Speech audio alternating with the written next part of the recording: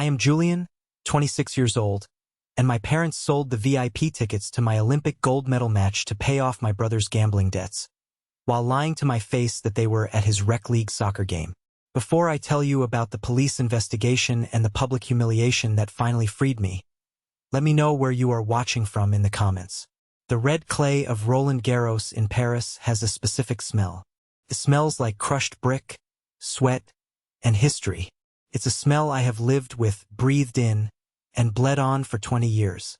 But on that Sunday afternoon, under the glaring French sun, all I could smell was the ozone of an approaching storm and the metallic taste of my own anxiety.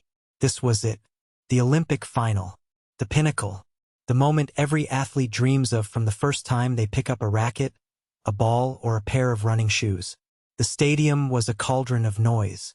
15,000 people were screaming, waving flags, creating a wall of sound that vibrated right through the soles of my shoes. The cameras, dozens of them, were pivoting on robotic arms, broadcasting this moment to billions of people around the globe. But my eyes weren't on the cameras. They weren't on my opponent, a fierce Serbian player who had been destroying people on the tour all year. My eyes were fixed on the player's box, specifically the front row, the VIP section. I had spent $10,000 of my own hard-earned salary to secure those seats. I had pulled strings. I had called in favors from the Olympic Committee. I wanted the view to be perfect. I wanted them to see the sweat on my brow and the determination in my eyes. The seats were empty. 3 bright blue seats, right there in the prime viewing area, sat vacant like missing teeth in a perfect smile. I felt a vibration in my gym bag on the bench. It was against protocol to check my phone right before the warm-up, but I couldn't stop myself. My hands were shaking, not from the pressure of the match, but from a familiar, cold dread that had lived in my gut since I was 6 years old. I pulled the phone out. One message. From Mother. Baby, we are so sorry. Carter is having a massive crisis. His anxiety is through the roof before his big match. We have to stay and support him. We'll be watching on the iPad. Good luck. Love you. I stared at the screen. The words blurred. A crisis? A big match? Carter, my older brother, was 29 years old. He played in a recreational soccer league on Sunday afternoons. It was a hobby league, a beer league, as most people called it. It was played on a patchy field behind a high school in our hometown, thousands of miles away. There were no stakes. There was no trophy. Half the guys played hungover, and my parents were skipping the Olympic gold medal match, a once-in-a-lifetime event, to watch him kick a ball around a muddy field because he had anxiety. I felt the phone crack slightly under the pressure of my grip. I wanted to scream. I wanted to throw the device onto the clay court and smash it into 1,000 pieces. But I couldn't. I was a professional. That's what I did. I swallowed the poison. I shoved the hurt down into that dark, heavy place in my stomach where I kept every missed birthday, every forgotten graduation, and every excuse they had ever made for Carter. I looked up at the empty seats one last time. Then I looked over at the coach's box. Coach Thomas was there. He was sitting stoically, his arms crossed, his sunglasses reflecting the court. He saw me look at the empty VIP seats. He didn't say anything. He didn't offer a pitying look. He just gave a sharp, single nod. It was a command. Focus. I put the phone away. I picked up my racket. Felt heavy like a lead weight. But as I walked to the baseline, something shifted. The sadness began to curdle into something hotter. Something useful. Anger.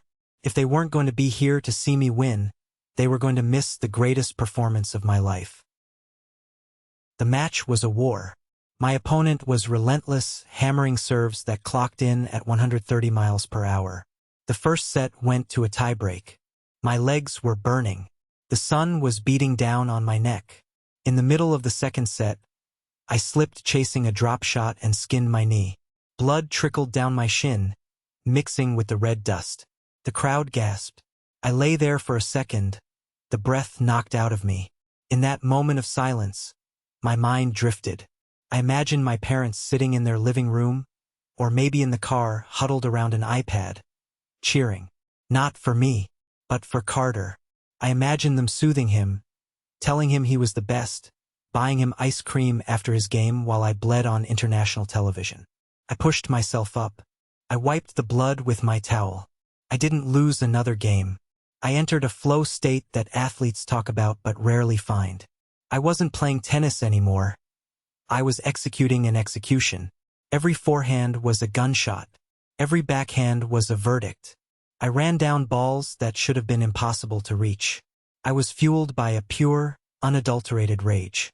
I wanted to hit the ball hard enough that they could hear the impact across the ocean. Championship point. The stadium went dead silent. I tossed the ball for the serve.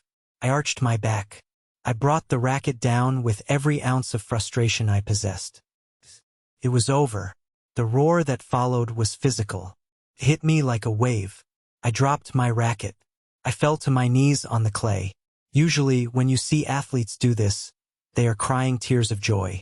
They are overwhelmed by the realization of a lifelong dream. I was crying, yes.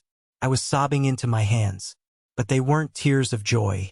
I was 26 years old. I had just won a gold medal for my country. I was the best in the world. And I had never felt more like an orphan. I looked up at the Jumbotron. My face was 50 feet high, streaked with clay and tears. The camera cut to the VIP box again, highlighting the emptiness. The commentators were probably making excuses for them. Oh, travel issues perhaps? A flight delay. They couldn't imagine the truth. No one could. I stood up. I shook the umpire's hand. I shook my opponent's hand.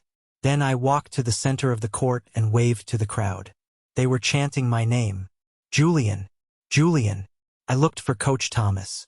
He had come down from the box. He was waiting by the tunnel.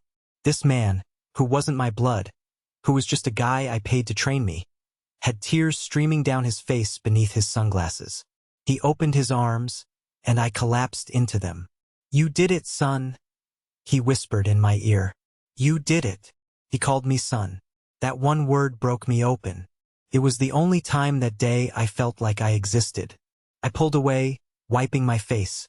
I had to do the media rounds. I had to smile. I had to hold the flag. But as I walked toward the locker room, passing the rows of cheering fans, my hand drifted to my pocket where my phone was. I needed to know. I needed to see it. I unlocked the screen. No new texts from them. No congratulations. No, we saw it. Just that one message from 4 hours ago. Carter needs support. I sat down on the bench in the locker room, the gold medal heavy around my neck, and stared at the wall. The adrenaline was fading, leaving behind a cold, hollow ache. I realized then that I wasn't just disappointed. I was done. But I didn't know yet that the empty seats were the least of their crimes. I didn't know that while I was sweating for my country, my father had committed a felony in my name. I didn't know that the text message was a lie covering up something much darker than a soccer game. The storm wasn't outside the stadium. It was waiting for me in my bank account, and it was about to destroy everything I thought I knew about my family.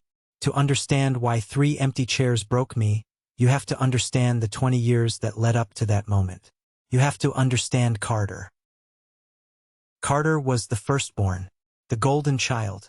In my parents' eyes, the sun rose and set on his shoulders. He was charming, I'll give him that. He had a smile that could get him out of trouble and a way of talking that made you believe he was destined for greatness, even when he was failing remedial math. I was the second son, the spare, the quiet one who liked to hit tennis balls against the garage door for hours until the rhythm became the only heartbeat I trusted. My parents, Robert and Mother, operated on a very simple, twisted logic. Carter was fragile and special, so he needed constant bolstering. I was capable and independent, so I required nothing. I remember when I was 10 years old. I had made it to the state championship for the under-12s. It was a huge deal. I had trained every day after school, waking up at 5 a.m. to run drills before the school bus came. The morning of the final, I stood in the kitchen, dressed in my whites, holding my racket. "We can't take you, Julian," my father said, not even looking up from his coffee. "Why?" I asked, my voice small. "It's the finals." Carter needs new soccer cleats, Mother said, rushing around the kitchen, packing snacks. He has tryouts for the varsity team tomorrow. We have to drive to the outlet mall in the next county to get those specific Nikes he wants.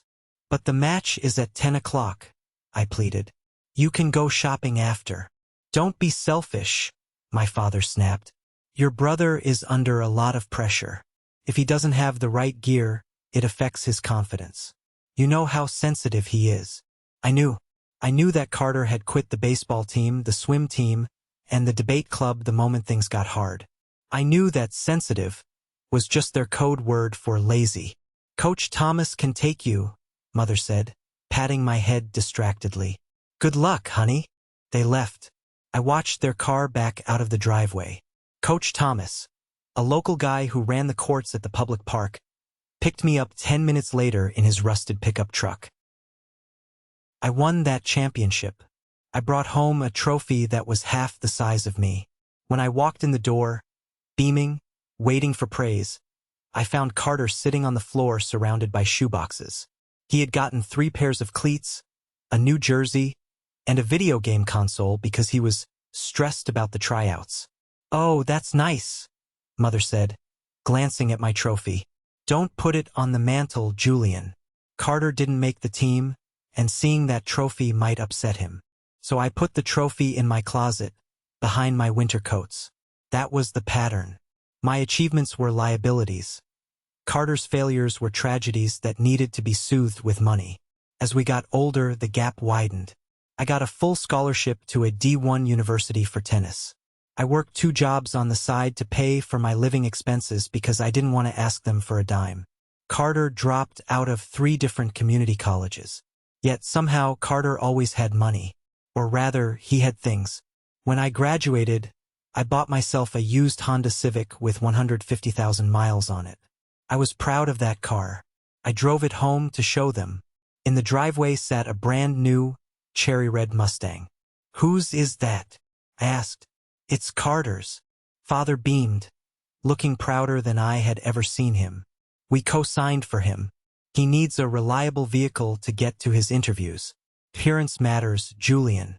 You have to dress for the job you want. Carter didn't have a job. He didn't have interviews. He drove that Mustang to parties and got 2 speeding tickets in the first month. Meanwhile, I was grinding on the satellite tour, staying in cheap motels, eating peanut butter sandwiches, and restringing my own rackets to save cash. Every win was a step up the ladder. Every dollar was reinvested into my career. I hired Coach Thomas officially. I started winning bigger tournaments. The prize money started coming in. Suddenly, my parents were interested. We always knew you had it in you, Mother would say when I transferred money to help with their mortgage because Father had retired early. That's my boy, Father would post on Facebook when I won a Grand Slam qualifier, tagging all his friends, basking in the reflected glory. But they never showed up. Not really. They came to one match in New York, but they left early because Carter called saying he had a flat tire and needed help. They left me in the quarterfinals to go change a tire for a 28-year-old man. That brings us to the Olympics. I had qualified. It was the summit. I told them, this is it. I don't care about anything else. I just want you there. I paid for their flights. First class. I paid for their hotel. 5 stars. And I bought the VIP tickets. We promised, Julian, Father had said, looking me in the eye. We are so proud. We wouldn't miss this for the world. I believed them. God help me, I believed them. I wanted to believe that finally, I had done something big enough to overshadow Carter's mediocrity. I thought a gold medal match was undeniable. But sitting in that locker room in Paris, I realized the truth. There is no achievement big enough to cure a family's sickness. I was scrolling through my phone, numb, when I saw a notification on Instagram. It wasn't from my parents. It was from Wyatt, one of Carter's drinking buddies. Wyatt was a loudmouth who documented every second of his life on social media. I followed him only to keep tabs on Carter since my brother rarely answered my texts unless he wanted money. The thumbnail showed a steering wheel. I clicked on the story. It was a video. The camera panned around the interior of a luxury car. Leather dashboard, digital displays, the Porsche crest on the steering wheel. Music was blasting, some heavy bass rap track. Then the camera turned to the driver. It was Carter. He was wearing sunglasses, laughing, revving the engine. "Rec League royalty, baby," Wyatt yelled from the passenger seat. Pulling up to the field in the 911. "Who needs Paris when you got this?" Carter laughed, tapping the steering wheel. "Tell 'em, Wyatt. New wheels, new me." I froze. New wheels? My parents had told me they were renting a modest sedan to get around. They said money was tight, even with me paying for the trip. And here was Carter driving a brand new Porsche 911. A car that costs easily over $120,000. I looked closer at the video. The location tag said Northside High School fields. The timestamp was 10 minutes ago. Wait, if they were at the soccer game, where were my parents? The background of the video showed the parking lot. It was empty. There were no other cars. No crowds. I went to the next story. It was a photo of Carter standing alone on the field, juggling a soccer ball. The caption read, "Private practice sesh. Keeping the skills sharp while the world sleeps." There was no game. I felt the blood drain from my face. Carter is having a massive crisis. His anxiety is through the roof before his big match. That was Mother's text.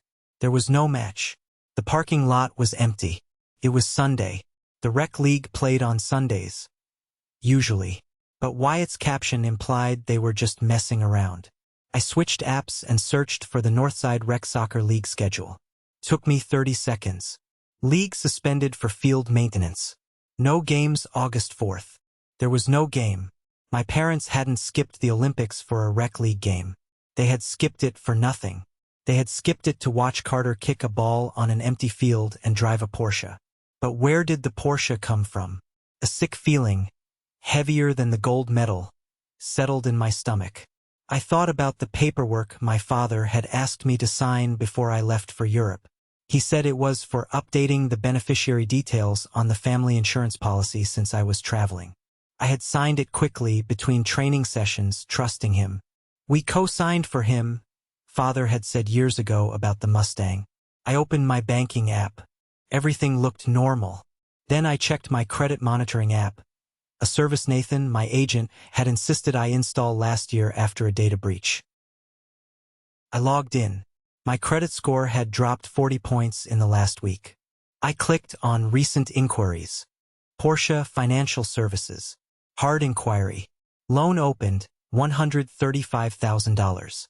I stopped breathing. The loan wasn't in Carter's name. It wasn't co-signed. It was in my name. Sole ownership. They hadn't just abandoned me. They had stolen my identity to buy my brother a supercar while I was winning a gold medal for my country. The locker room was starting to fill up. Officials were moving in, cameramen were setting up for post-match interviews, and doping control officers were waiting. But I was trapped in a bubble of silence, staring at the glowing screen of my phone. $135,000. I ran the number through my head again. My father had forged my signature. He must have slipped the loan documents into that stack of insurance papers. He knew I was focused on the Olympics. He knew I wouldn't read the fine print. He preyed on my trust. He preyed on my distraction. I felt a hand on my shoulder. I jumped. It was Coach Thomas. He was still wearing his sunglasses, though we were indoors now. He looked at me, then at the phone in my hand.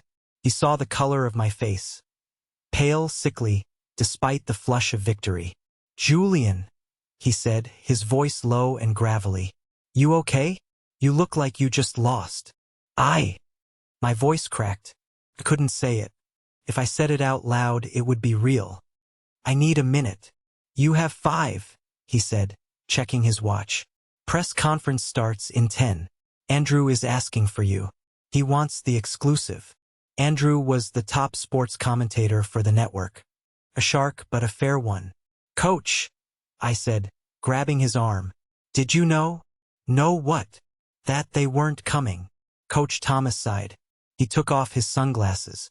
His eyes were tired, lined with wrinkles from years of squinting into the sun. "I suspected, Julian. Your father, He called me 3 days ago.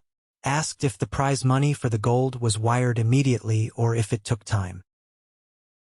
I felt like I'd been punched in the gut. He asked about the money? Yeah. I told him it takes a few weeks. He seemed agitated. Coach squeezed my shoulder. I didn't want to tell you before the match.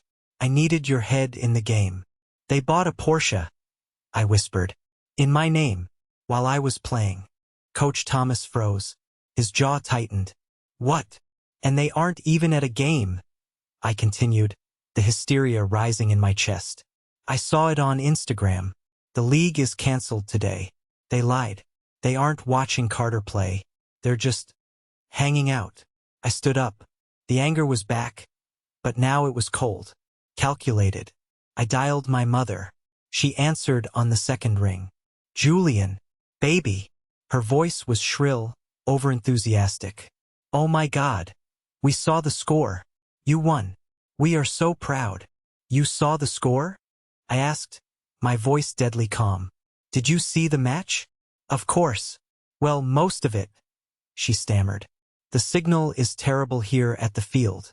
It's so crowded. Everyone is using the data. Crowded? I asked. I thought it was a rec league. Oh, it's the finals. Huge turnout. She lied, effortlessly. We're actually struggling to hear you, sweetie. The cheering is so loud. I listened. I pressed the phone hard against my ear. Silence. I could hear the wind. I could hear a distant car engine revving, that distinct, throaty growl of a Porsche flat-six engine. But I heard no crowd, no referee whistles, no cheering parents. Mom, I said, put Dad on. He's coaching Carter right now, giving him a pep talk. Put him on. There was a muffled sound, a hand over the receiver, and then my father's voice. Julian? Son. Incredible job. Gold. We're going to celebrate big when you get back. Where are you, Dad? At the field, son. Like your mother said. Carter is just about to take a penalty kick. Is he? I looked at the screenshot I had taken of the league website. League suspended. Dad, I need you to listen to me very carefully. I know the league is canceled today. Dead silence on the line. I know Carter is driving a Porsche 911 right now, I continued. And I know you bought it using my credit. Now, Julian. My father's voice changed instantly. The pride vanished, replaced by a defensive, bullying tone I knew well. Don't get hysterical. We didn't steal anything. It's a family investment. Carter needed the car to what? I cut him off. To impress girls? To drive to a fake soccer game. He has potential, Father yelled. You have millions now, Julian. Or you will. Why are you so greedy? Your brother has nothing. You're standing there with a gold medal and you're begrudging your brother a car? We did it for you too. It's a write-off. I'm handling your finances. Remember? You forged my signature, I said. I acted as your power of attorney. Which I am. No, you're not. I never signed that either. You ungrateful brat, he spat. After everything we did for you, we drove you to practice. We bought your rackets. Coach Thomas bought my rackets, I said. And I bought the gas. We are your parents. Mother's voice came back on the line, shrieking. How dare you speak to your father like that on your big day? You are ruining this moment. No, I said. You ruined it. And Dad? Where are the tickets? What? The VIP tickets. 3 of them. Worth $10,000.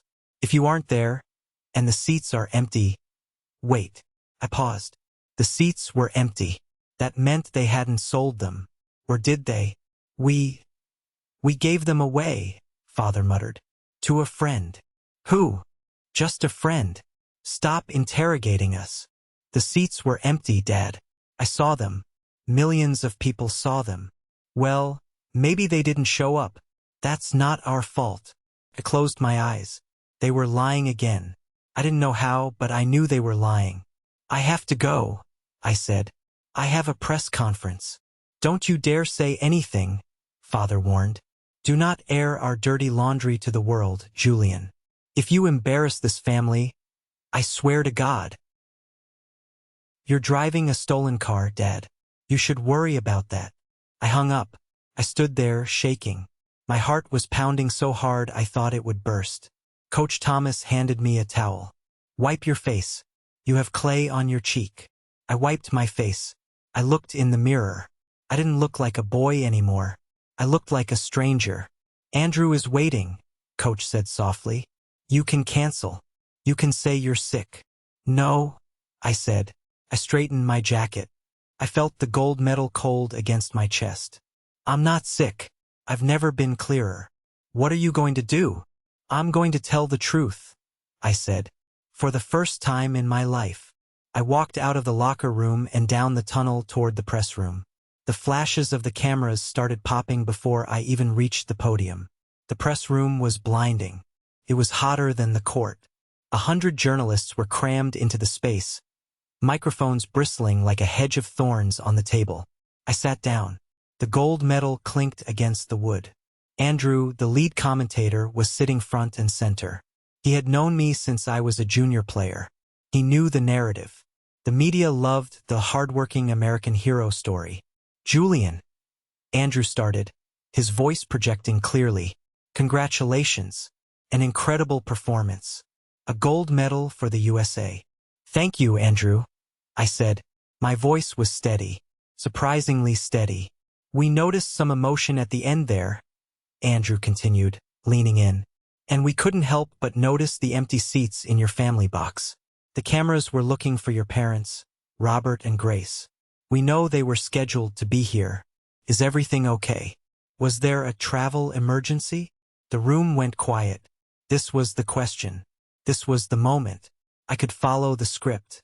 I could say, oh, unfortunately, they fell ill at the last minute. Or flight cancellations, you know how it is. That's what a good son would do. Protect the family image. Protect the lie. I thought about the Porsche. I thought about the forged signature. I thought about the text message. Carter needs support. I looked directly into the camera lens. I imagined my father sitting in that stolen car, watching this on his phone. No, I said. There was no travel emergency. Andrew blinked. Oh? So, they just couldn't make it. They had tickets, I said. VIP tickets. But they chose not to come. A murmur rippled through the room. This wasn't the script. May I ask why? Andrew pressed gently. It's the Olympics. My brother Carter had a soccer game, I said. The room went silent again. Confused glances were exchanged. A professional match? Someone from the back asked. No, I said. A recreational league. Sunday afternoon hobby soccer. You could hear a pin drop. The absurdity of it hung in the air. They told me, I continued, leaning into the microphone, that he needed support because his team was losing. They told me his anxiety was too high, so they stayed home to watch him. They skipped the gold medal match. For a rec league game? Andrew looked genuinely shocked. Yes, I said. But actually, that was a lie too. I saw Coach Thomas stiffen in the corner of my eye, but he didn't stop me. I found out 10 minutes ago that the league was canceled today, I said. There was no game. They just didn't want to come. They preferred to stay home and drive the new sports car they bought using my identity. The room erupted. Flashbulbs went off like strobe lights. Journalists were shouting questions. Identity theft? What car? Are you pressing charges? I held up a hand. I'm not done. I turned to look at Coach Thomas. He was standing by the door, arms crossed, looking at me with an expression I had never seen before. It wasn't pity. It was respect. Pure, unadulterated respect. I grew up thinking I wasn't enough, I said to the camera. I thought if I won enough trophies, if I made enough money, if I bought them the best seats, they would finally see me. But today I realized something. You can't make people love you, and you shouldn't have to buy their presence. My voice wavered, just for a second. There is a man here who has never missed a match, I said. He drove me to practice in a truck with no heating when I was 10. He bought my shoes when my parents were buying video games for my brother. He sat in the nosebleed seats when I couldn't afford better, and he stood by the court today when I won gold. Pointed at him. Coach Thomas. The cameras swung around to focus on him. He looked uncomfortable, shifting his weight. He isn't my blood, I said. But blood is just biology. Love is showing up. So, to my parents, if you're watching, enjoy the car. I hope it was worth it. But I want to thank Coach Thomas for being the father I never had. This medal isn't for the family name. It's for us. I took off the gold medal. I stood up, walked off the podium, and walked over to Thomas. I placed the medal around his neck. Julian, you can't, he whispered, trying to take it off. Keep it, I said. I'll get a replica. That one has your sweat on it as much as mine. I turned back to the stunned room. That's all. Thank you. And I walked out. I didn't know it then, but that clip would be viewed 5 million times in the next 3 hours. I had just lit a match and thrown it onto the gasoline-soaked pile of my family's secrets. But the fire was just getting started. As I walked down the hall, my phone buzzed. It was Nathan, my agent and lawyer. Julian, call me. Now, it's about the tickets. And the bank accounts. It's worse than the car. I stopped. Worse than the car? How could it be worse than a $135,000 fraud? I dialed Nathan. Tell me, I said. Julian, are you sitting down? I'm walking. Just tell me. Okay. First, the tickets. You said the seats were empty, right? Yes. They weren't empty because your parents didn't use them, Nathan said. They were empty because the people who bought them couldn't get into the stadium. Bought them? Your father listed the tickets on a resale site called StubHub 3 weeks ago, Nathan said. He sold them for $50,000. But he sold them twice. He sold the same PDF file to 2 different buyers. When the second buyer tried to scan in, the system flagged them both as fraudulent and voided the seats. That's why they were empty. Security blocked the buyers. My head was spinning. He scalped my tickets? He scammed people with your tickets, Nathan corrected. And Julian, the money? The 50 grand? It's gone. Gone where? Online gambling site. Bet 365 foot. And a massive transfer to a local bookie in your hometown. Your brother didn't just have anxiety, Julian. Carter has a gambling debt. A big one. Your parents didn't skip the Olympics because they didn't care. They skipped it because they were terrified. If they didn't pay the bookie by Sunday, Carter was going to get his legs broken. I leaned against the concrete wall of the tunnel. It wasn't just neglect. It was a criminal enterprise. My career, my name, my victory. It was all just a piggy bank for them to smash open to save Carter from his own mistakes. Again. And the car? I asked, my voice numb. The car is the getaway vehicle, Nathan said grimly.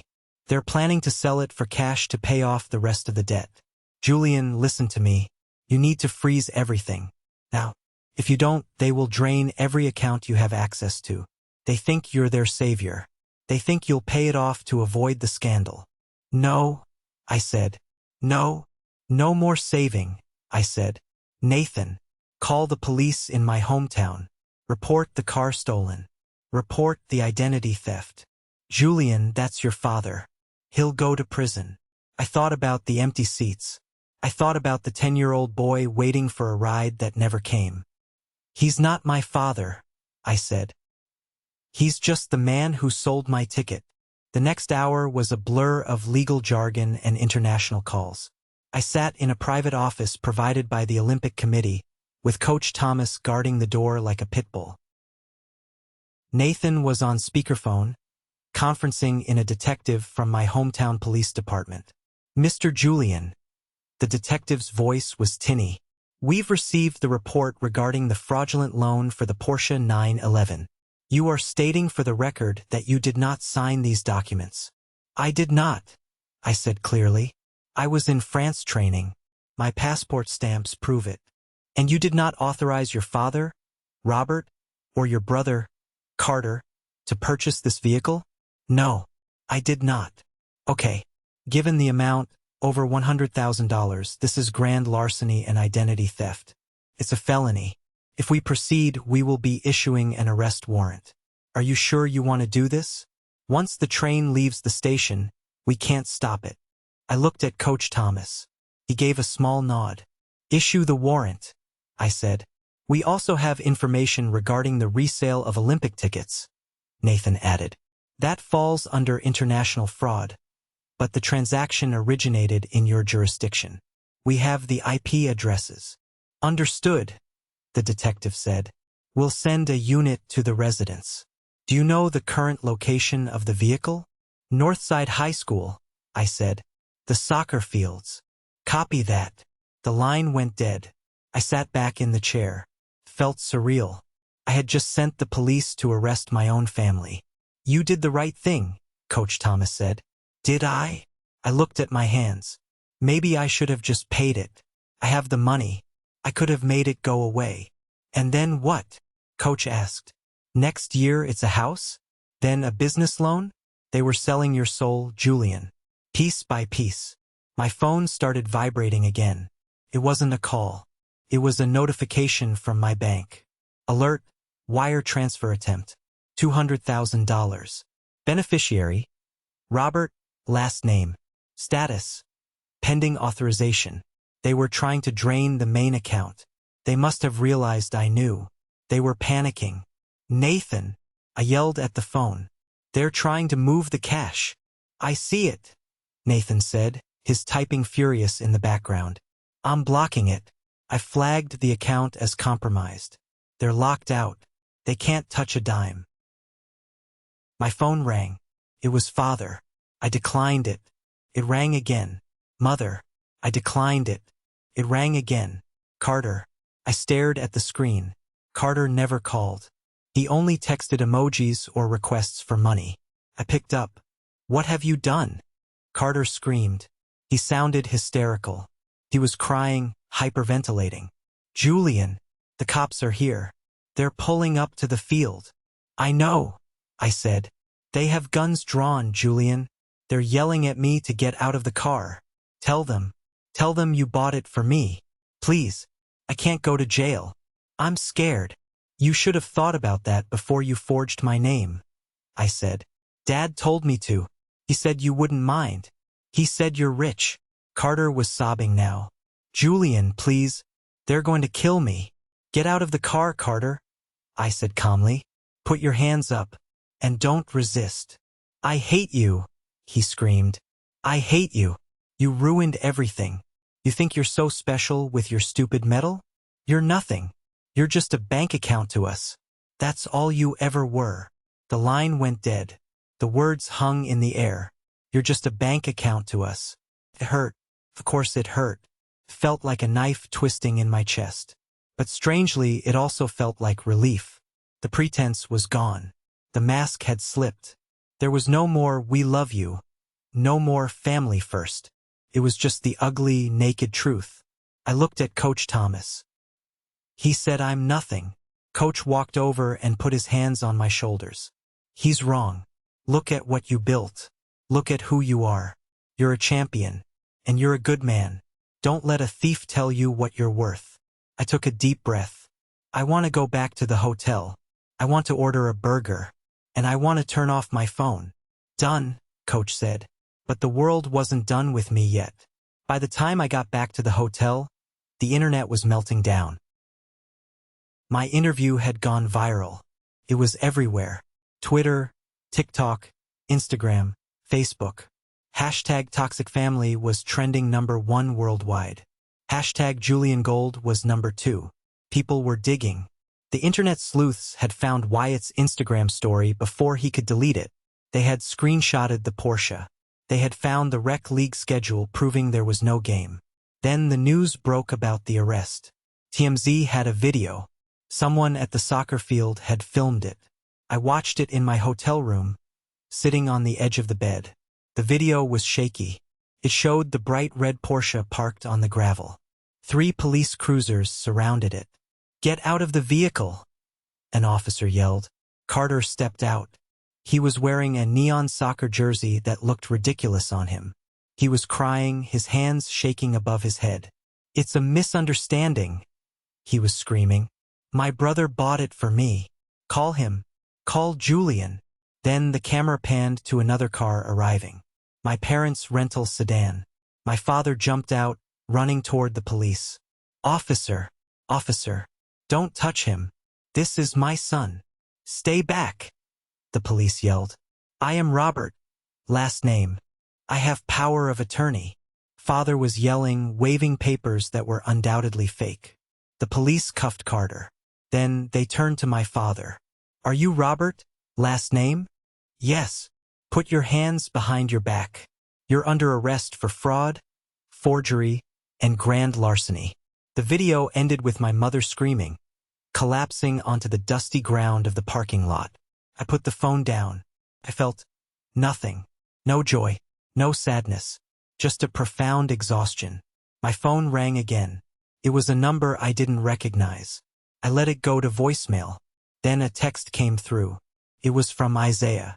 Isaiah was a guy I went to high school with. He played in that rec league with Carter. He was a decent guy, a plumber who worked hard. "Julian, I just saw the news. Man, I'm sorry.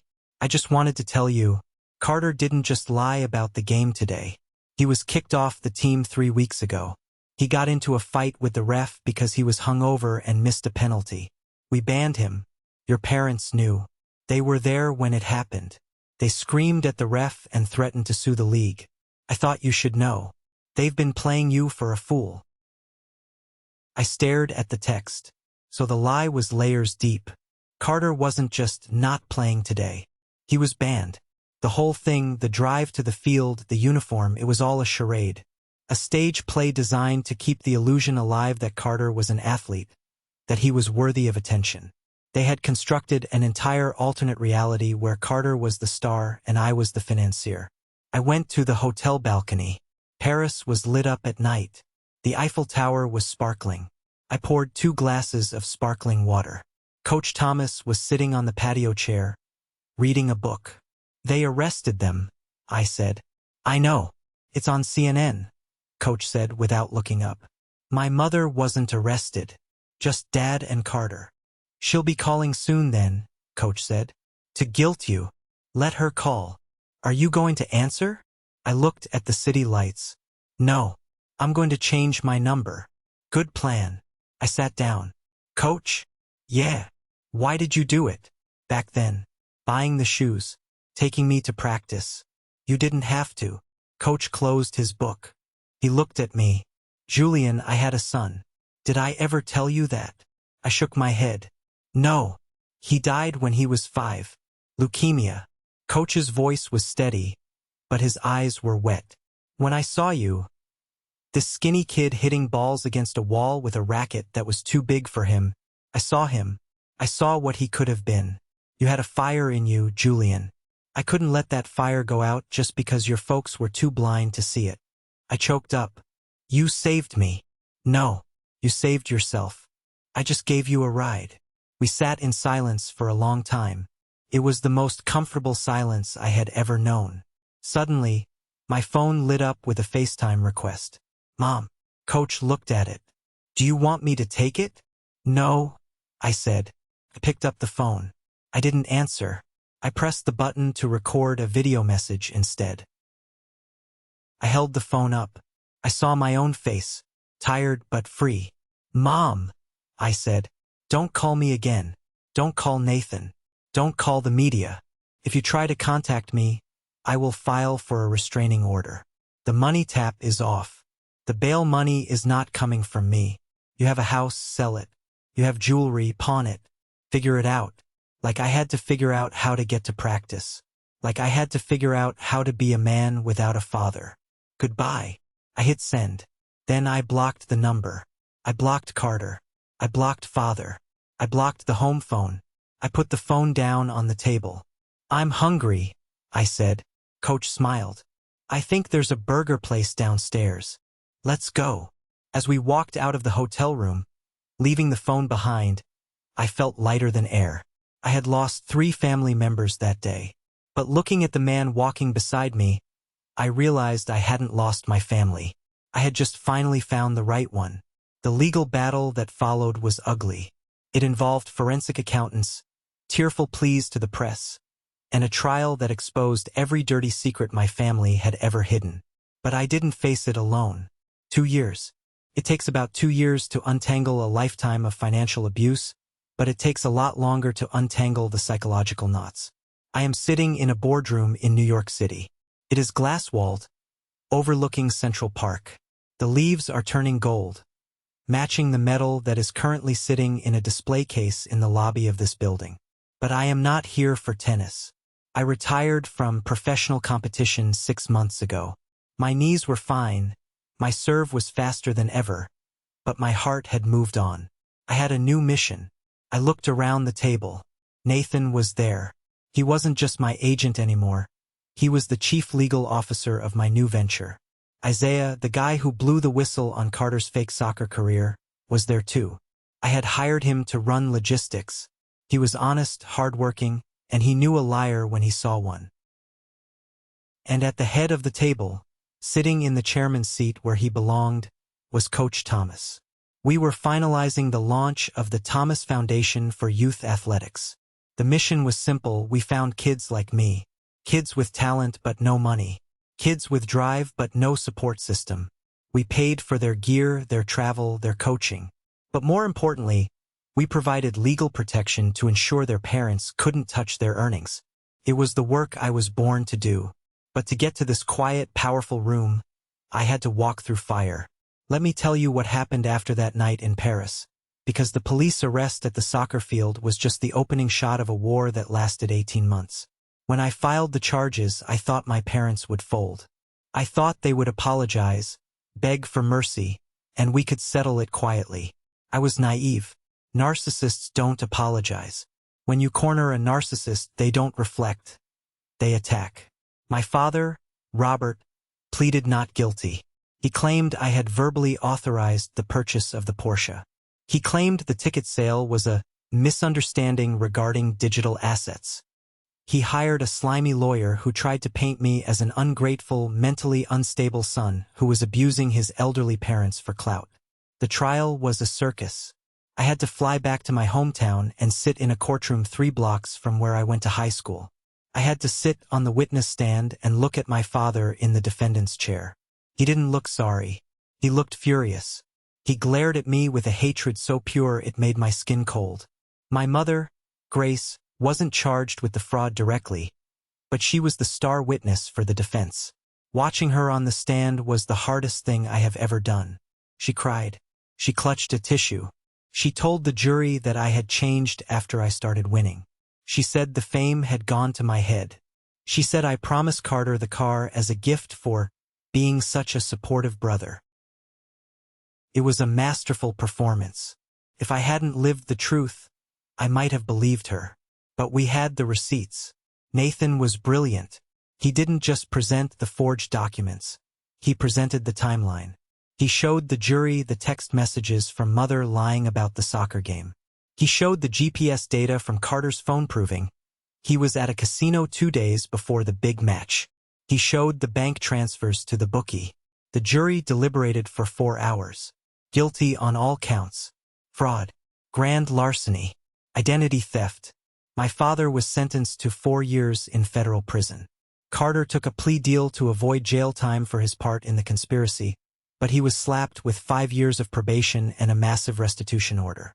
He had to pay back every cent of the $135,000, which meant he would be garnishing his wages for the rest of his life, assuming he ever got a job.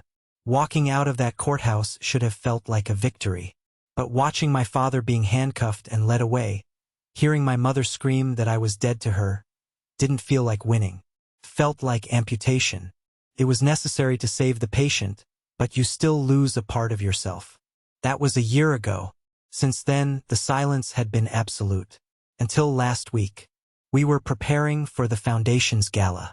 It was going to be a black tie event. I was nervous. I wanted everything to be perfect. I was in my office reviewing the guest list when Coach Thomas walked in. He closed the door behind him. He looked serious. "Julian," he said, "you need to see this." He placed a tablet on my desk. It was paused on a video from a morning talk show. The title read, Olympic Mom, Homeless and Heartbroken. I pressed play. There was my mother. She looked terrible, older, frilier, dressed in clothes that looked deliberately tattered.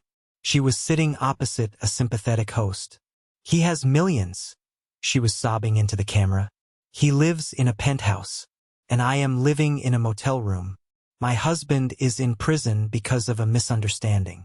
My oldest son is working at a car wash to pay off debts that aren't even his. We sacrificed everything for Julian. We bought his rackets. We drove him to every match. And this is how he repays us. By throwing his father in jail and leaving his mother on the street. The host shook her head sadly. That is tragic, Grace. Have you tried to reach out to him? I try every day, Mother lied. He blocked us. He hates us. I just want my son back. I just want him to know I love him. I stopped the video. The old Julian, the one who craved their approval, would have panicked. He would have written a check just to make her stop. He would have felt guilt eating him alive. But I wasn't that kid anymore. She's good, I said calmly. She should have been an actress. The media is picking it up, Thomas said. People love a fallen hero story. They're saying you're heartless. Let them talk, I said. We have the truth. Do you want to release a statement? No, I said. I want to release the ledger. That afternoon, we didn't write a tearful defense. We didn't give an interview. Nathan simply released a PDF document to the press. It was titled, Financial Support Provided to Robert and Grace, Last Name, 2018 to 2024. It listed every wire transfer I had sent them, the mortgage payoffs, the medical bills that turned out to be fake, the cash gifts, the flight upgrades, totaled over $500,000. Then, underneath, we attached the court transcripts where she admitted under oath that the soccer game was a lie. The internet reacted instantly. The sympathy for the homeless mom evaporated overnight. The comments section turned on her. She was exposed not just as a liar, but as a predator who had feasted on her son and was now trying to pick the bones clean. She vanished from the public eye 2 days later. I haven't heard from her since. But that wasn't the biggest revelation of the week. The biggest revelation happened the night of the gala. The event was a massive success. We raised $3 million for the kids. I gave a speech thanking everyone. I thanked Nathan. I thanked Isaiah. And of course, I thanked Coach Thomas. After the guests had left, Coach and I were sitting in the empty ballroom, drinking a cheap beer, loosening our ties. You know, I said, looking at the check for the funds raised. I can finally pay you back. Thomas looked at me over his bottle. Pay me back for what? For everything, I said. The gas money, the shoes, the time, but mostly college. Thomas stiffened. I know I got a scholarship, I said, feeling emotional. But there were expenses. Books, dorms, meal plans. I remember checks showing up in my student account labeled external grant. I always assumed it was the university or some alumni fund. But Nathan was digging through the old financials to prepare for the audit. And he found the trail. I reached into my pocket and pulled out a folded piece of paper. It was a copy of a bank draft from 8 years ago. It was from Thomas's personal savings account. You paid for my room and board, I said, my voice shaking. For 4 years. That wasn't a grant. That was your retirement money. Thomas put his beer down. He didn't look at the paper. He looked at me. I didn't want you to work in the cafeteria, he said gruffly. You needed to practice. You needed to study. You couldn't do that if you were scrubbing dishes until midnight. It was $60,000, Thomas, I said. You drove a truck with no heat. You lived in a one-bedroom apartment. And you were sending me thousands of dollars a year. Investment, he shrugged, trying to play it cool. I knew you'd win gold. Figured you'd buy me a beer someday. I'm serious, I said, tears pricking my eyes. Why? Why did you do that? My own parents were stealing from me, and you were giving me everything you had. Thomas sighed. He took off his glasses and rubbed his eyes. Julian, Do you remember when you were 14? You lost that match in the district semifinals. You played terrible. You smashed your racket. You were a brat. I nodded. I remember. I was ashamed. Your father came onto the court, Thomas said. He didn't hug you. He didn't tell you it was okay. He yelled at you. He told you that you were a waste of money. He told you that you should have been more like Carter. I flinched. I remembered that day vividly. I watched you, Thomas continued. I watched you take it. You didn't yell back. You just stood there, taking his abuse, trying to be smaller so he wouldn't hit you. And then, when he stormed off, you picked up the pieces of your racket, and you apologized to the umpire. Thomas leaned forward. That's when I knew, he said. Talent is common, Julian. Everyone at the top level has a good forehand. But character? That's rare. You had integrity even when the people who were supposed to love you had none. I decided that day that I wasn't going to let that man break you. I decided I was going to give you the runway you needed to fly away from him. The money wasn't for tennis. It was for your freedom. I sat there in the empty ballroom, surrounded by the remnants of $1 million party, and I wept. I had spent my whole life chasing the validation of people who saw me as an ATM. And the whole time, right beside me, was a man who saw me as a son, not because of what I could give him, but because of who I was. I can't pay you back, I said, wiping my face. You don't have to, Thomas said. That's how parenting works, kid. You don't send an invoice. That sentence hit me harder than the serve of any opponent I had ever faced. That's how parenting works. I realized then that I had been an orphan only in my mind. In reality, I had been adopted a long time ago. I just hadn't noticed the paperwork because it was written in love, not legalese. Okay, I said, composing myself. I can't pay you back, but I can make you an offer. Oh yeah, the foundation, I said. I'm the face of it, but I don't want to run it alone. I need a director, someone who knows how to spot the kids who have character, someone who knows how to build champions out of broken pieces. Thomas smiled. It was the first time I had seen him smile with his whole face, eyes included. Does it come with a dental plan? He asked. My truck needs new tires, too. It comes with a salary, I said, and a company car, but no Porsches. I'm thinking, a nice, reliable truck with heated seats. Thomas clinked his bottle against mine. Deal. Thanksgiving used to be my least favorite holiday. In the house I grew up in, Thanksgiving was a performance. My mother would spend 3 days cooking a turkey that was too dry, stressing over the table setting, screaming at us if we walked through the kitchen. The dinner itself was a minefield. We had to go around the table and say what we were thankful for. Carter would always say something vague and charming like, I'm thankful for this family's support, while winking at Dad, knowing he had just crashed the car or failed a class. Dad would give a speech about his business genius, and I would just try to say something that wouldn't get me criticized. I'm thankful for tennis, I'd whisper. Tennis, tennis, tennis. Mother would sigh. Is that all you have, Julian? Don't you care about us? That was Thanksgiving. Tension, indigestion, and the constant fear of saying the wrong thing. This year, Thanksgiving was at Coach Thomas's house. Well, technically, it was our house. I had bought a large property just outside the city, a place with a few acres of land and, of course, 2 tennis courts. I had built a guest cottage in the back, thinking Thomas might want his own space, but he preferred the main house. I need to make sure you don't eat protein bars for dinner, he claimed. The kitchen was chaotic, but it was a good chaos. Nathan was there, trying to carve the turkey with the precision of a surgeon and failing miserably.